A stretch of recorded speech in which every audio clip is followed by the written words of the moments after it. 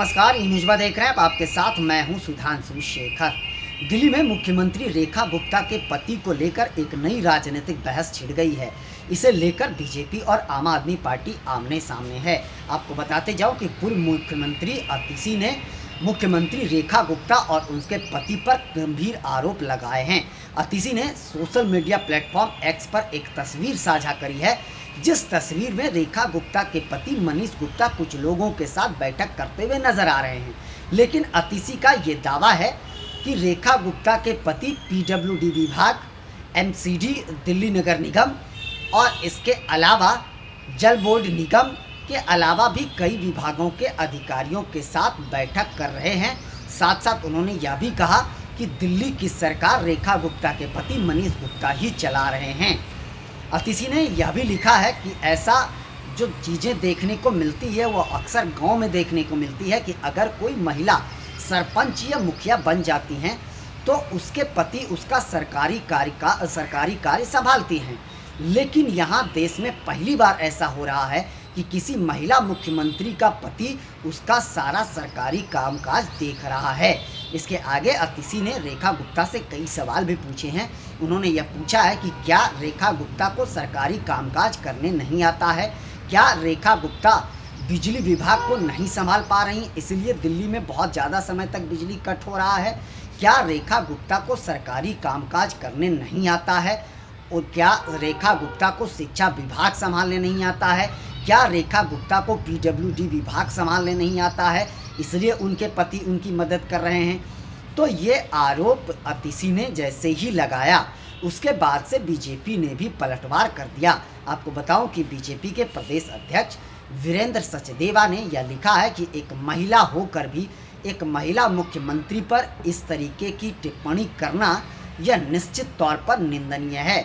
उन्होंने यह कहा कि यह एक अपमानजनक टिप्पणी है रेखा गुप्ता को लेकर। साथ साथ उन्होंने अतिशी को लेकर यह भी कहा कि अगर कोई महिला जनप्रतिनिधि बनती है तो उसके परिवार उसकी मदद जरूर ही करता है, इसमें कोई गैरकानूनी काम उनके पति नहीं कर रहे हैं। यह अक्सर होता है, या कोई भी गैर कानूनी काम नहीं है। उन्होंने यह साफ कर दिया कि रेखा गुप्ता जन सेवा की भावना से ही छात्र संघ से लेकर के आज इस मुख्यमंत्री की गद्दी तक पहुंचे हैं। रेखा गुप्ता ने अपने जीवन में कई संघर्ष किए हैं, जिसका परिणाम आज वो मुख्यमंत्री की कुर्सी तक पहुंच पाई हैं। तो रेखा गुप्ता को लेकर इस तरीके की बातें करना निश्चित तौर पर एक महिला के लिए निंदनीय है, इसमें कोई दोषक नहीं है। उन्होंने कहा कि अगर कोई जनप्रतिनिधि होता है तो उसका परिवार उसका सपोर्ट करता ही करता है, इसमें कौन सी नई बात है। तो दिल्ली की राजनीति एक बार फिर से बीजेपी और आम आदमी पार्टी को लेकर गर्मा गई है। दोनों पार्टी आमने सामने हैं। इससे पहले मैं आपको बता दूं कि मुख्यमंत्री रेखा गुप्ता ने जब सीएम पद की शपथ ली थी उसके बाद उन्होंने अपने राजनीतिक सफ़र में जितनी भी सफलता मिली है उसका सारा श्रेय अपने पति मनीष गुप्ता को ही दिया था। उन्होंने यह कहा था कि मनीष गुप्ता हमारी हर मौके पर मदद करते हैं। आज तक उन्होंने किसी मौके पर हमें नहीं रोका, हमें किसी काम को करने से उन्होंने नहीं रोका। हमेशा मुझे अपने पति का सपोर्ट मिला है, इसी वजह से मैं आज सीएम की कुर्सी तक पहुंच सकी हूं, यह रेखा गुप्ता ने कहा था।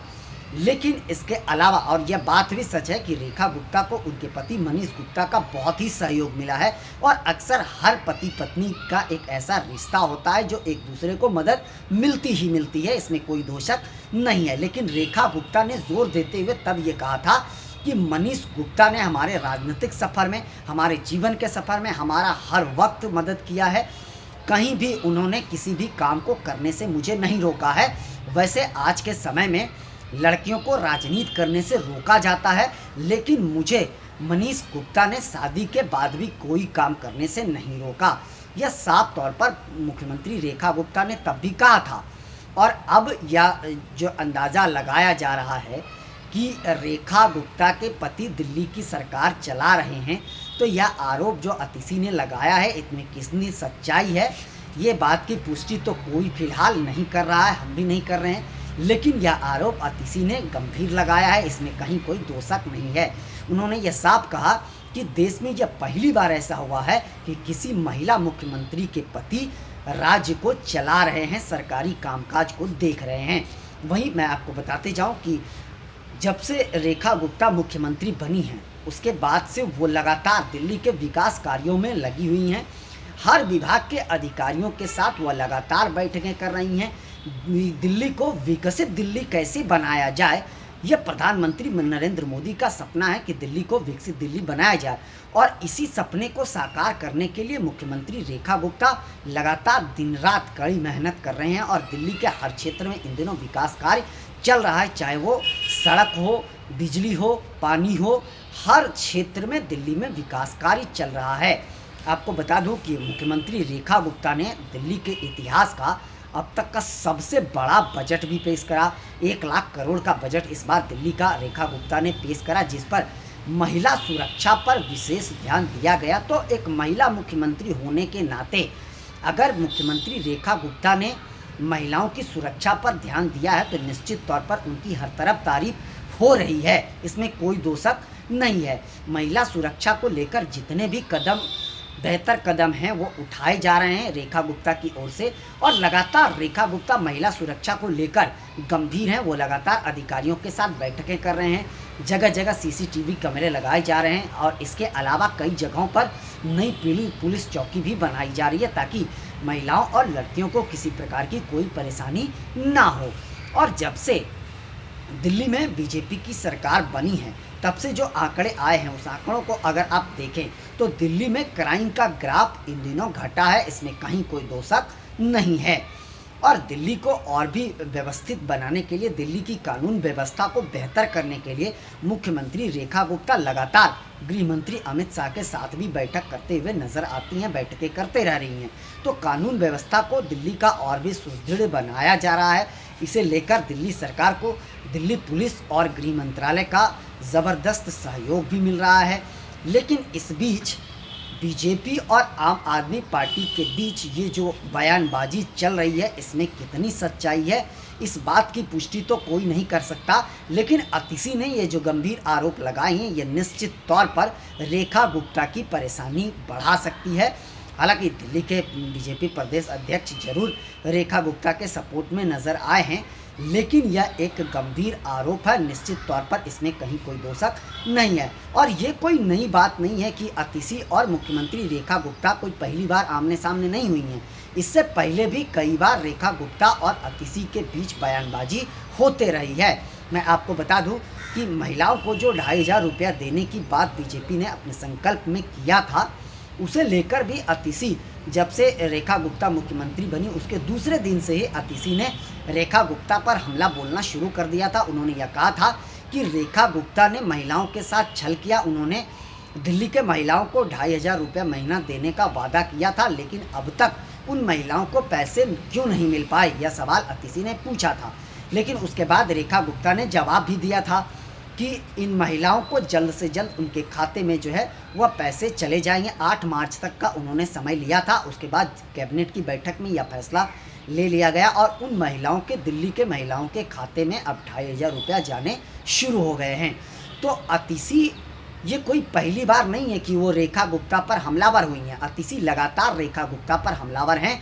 इससे पहले भी रेखा गुप्ता के कार्यालय तक अतिशी पहुंच गई थी, जिसके बाद अतिशी ने यह आरोप लगाया था कि दिल्ली सरकार और मुख्यमंत्री कार्यालय से भीम साहब अम्बेडकर की तस्वीरें हटाई गई है और प्रधानमंत्री नरेंद्र मोदी की तस्वीरें हटाई गई है। सभी सरकारी कार्यालयों से जो है वह अम्बेडकर जी की तस्वीर हटाकर प्रधानमंत्री नरेंद्र मोदी की तस्वीर लगाई गई है। तो यह कहीं से बर्दाश्त नहीं किया गया था और इसे लेकर भी दिल्ली की राजनीति चरम पर हुई थी। हालांकि हुआ कुछ भी नहीं, राजनीति चलता रहा और अतिशी आरोप लगाती हैं और मुख्यमंत्री रेखा गुप्ता जवाब देती हैं। और फिलहाल अतिशी के आरोपों पर रेखा गुप्ता या मनीष गुप्ता का कोई भी जवाब नहीं आया है। मैं आपको बताते जाऊं कि रेखा गुप्ता के पति जो हैं मनीष गुप्ता, वह निकुंज इंटरप्राइजेज नाम से कंपनी चलाते हैं और वो एक कंपनी के एजेंट भी हैं। और ये बात कोई नई नहीं है कि कोई पति अपने पत्नी की अगर मदद करता है तो ये कोई गैरकानूनी नहीं होना चाहिए। लेकिन अतिशी ने तस्वीर शेयर करके जो ये आरोप लगाया है कि सरकारी अधिकारियों के साथ, विभाग के अधिकारियों के साथ उनके पति बैठक करते हैं और दिल्ली की सरकार चलाते हैं, तो निश्चित तौर पर यह गंभीर आरोप है। फिलहाल देखते जाइए आगे इस मामले में और क्या कुछ होता है। अभी के लिए बस इतना ही, मुझे दीजिए इजाज़त। हम अन्य खबरों के साथ आप सबों के बीच रूबरू होते रहेंगे। आप सबों से निवेदन है कि चैनल को आगे बढ़ाने के लिए लाइक, शेयर, सब्सक्राइब के साथ साथ कमेंट करना ना भूलें और आप लोग भी अपना बहुत ज़्यादा ख्याल रखें। तब तक के लिए मुझे दीजिए इजाज़त। आप सभी का शुक्रिया।